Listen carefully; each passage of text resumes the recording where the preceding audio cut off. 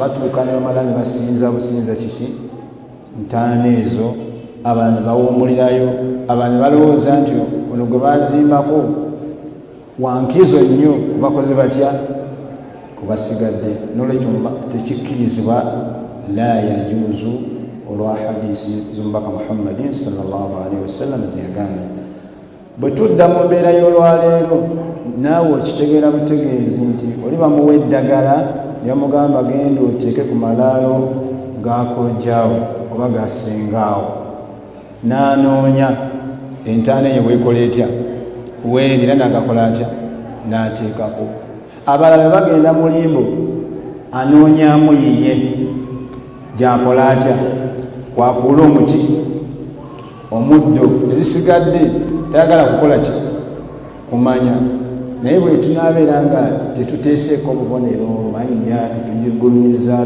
tegisukulumiza bundala tajja kutegeera eriweeyi wallahu alam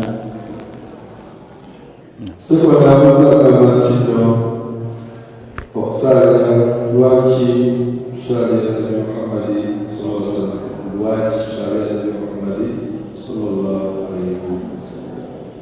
Wajib syariat Nabi Muhammad SAW kirimu emigaso mingi. Kisookera ddala imtithaalu awamirillah, tuteeka kiragiro kya Allah subhanahu wa ta'ala kyeyatulagira. Yatugamba yasooka tubuulira nti inna allaha wa malaikatahu yusalluna ala nabi, n'atulagira ya ayuha alladhina amanu sallu alayhi wa sallimu taslima. Ekyokubiri, buli lwe tumusalira omubaka Muhammadin sallallahu alayhi wa sallama nanaalu sawfa nanaalu shafaatahu, tugenda kufuna okuwolereza kwe ku lunaku lwaki lw'enkomerero.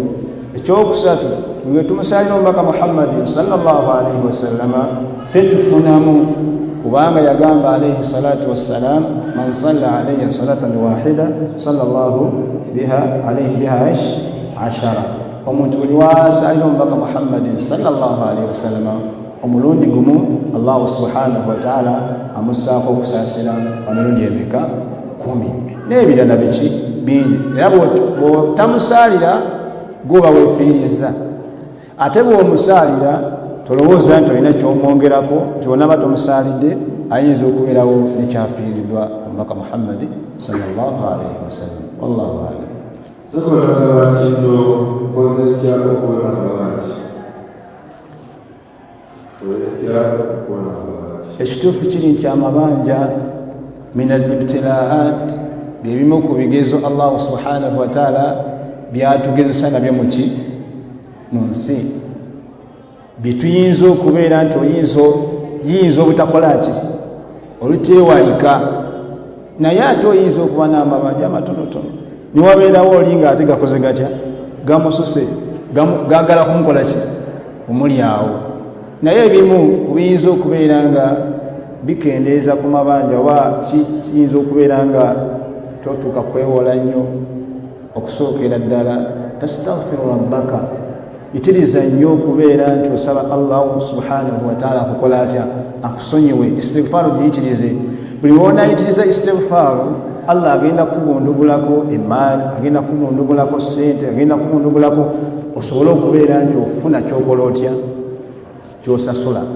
Then ekirala okubeera ng'oyitiriza nnyo edduwa, Allahumma inni a'udhu bika min al-hammi wal hazani wa a'udhu bika min al-ajzi wal kasali wa a'udhu bika min al-jubni wal bukhli wa min ghalabati ad-dayn wa qahri ar-rijal wa min ghalabati ad-dayn.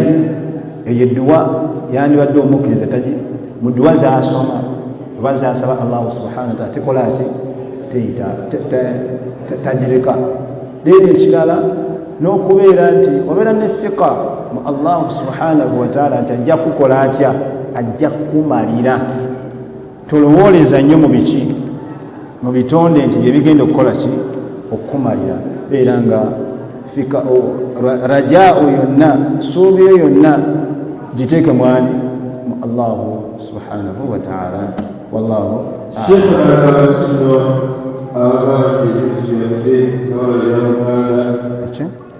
agamba nti ebintu byaffe bagamba nti ebintu byaffe ebyaffe nga walaba Buganda ebyaffe nga Obuganda mu Busiraamu byandibabitya Nabi sallallahu alaihi wasallam ensonga atubira kati ebyaffe ng'Omuganda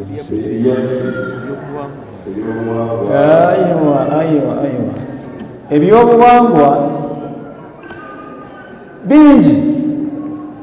Bw'aba ategeeza byabuwangwa mu ssabu byabalongo nga bibyategeeza nti Muganda takola bwati, Muganda takola bwati, Muganda takola bwati.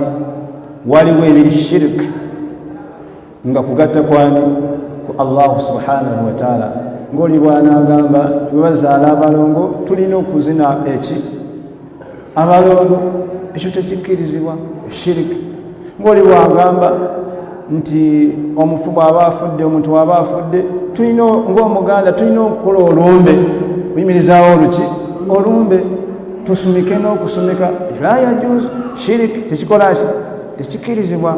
Naye ate oyinza ogamba nti tulina ebyaffe eby'Obuganda nga bona ngamba nti Omuganda omukyala bw'aba ajjula emmere tasobola kutuula ku ntebe ng'akola atya ng'asutamye ng'ajjula emmere. Muganda takikola ekyo mpisa oba ntegerekese, ekyo Obusiraamu tebukikola ki tebukigaana. Wama shabaha dhalika n'ebirala. Naye kinkakasa mu kino kyategeeza ebya shiriki, ebyobuwangwa ebya shiriki. Kuno kwabaddeko n'ekirala sallallahu alaihi wasallama bwe yajja n'obubaka kubututuusaako ng'Abasiraamu bwali bubaka ki? Nabi sallallahu alaihi wasallama bwe yajja n'obubaka okubututuusaako nga ffe Abasiraamu bwali bubaka ki? Ye Qur'ani y'ekitiibwa ne hadisi ze oba n'ebigambo bye n'ebikolwa bye bwe bubaka bwaffe bwe yatukola atya bwe yatuleetera. Shahadatu an la ilaha illa Allah, qaamu ssala, itaabu zaka, paka paji z'Obusiraamu, paji z'obukkiriza. Addiinu shaamil, ddiini kiki? Ebibuna eddiini y'Ekisiraamu yonna, ebiri ku nnono y'Obusiraamu byonna byebyo Mubaka Muhammadi sallallahu alaihi wasallam bye yatujjira nabwe bubaka bwaffe. Kyova tugamba nti wama ataakum rasulu, nabbi bye yatujjira nabyo. Allah yagamba wama ataakum rasulu fakhudhuhu, nabbi bye yabajjira nabyo mukole mutya? Mubiteeke mu nkola, mubikwate. Wama nahakum anhu, bye yabaziiza fantahu, mubikole mutya? Mubireke. Tusaba Allah subhanahu wa ta'ala abeere nga atuwanguliza okubeera nti tubigenderako. Ebibuuzo birabika biweddewo.